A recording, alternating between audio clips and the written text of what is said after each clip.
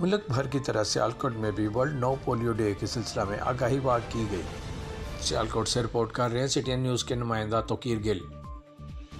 सियालकोट में principal vocational training institute Sialkot के ज़ेर एहतमाम पोलियो के आलमी दिन के हवाले से वर्ल्ड नो पोलियो डे आगाही वाक निकाली गई, जबकि वर्ल्ड नो पोलियो डे की आगाही वाक में principal vocational training institute Sialkot, Naeem Suhail, सदर ऑर्गेनाइजेशन इशफाक नज़र घुमन के अलावा वोकेशनल ट्रेनिंग इंस्टीट्यूट सियालकोट के तलबा की कसीर तादाद ने शिरकत की।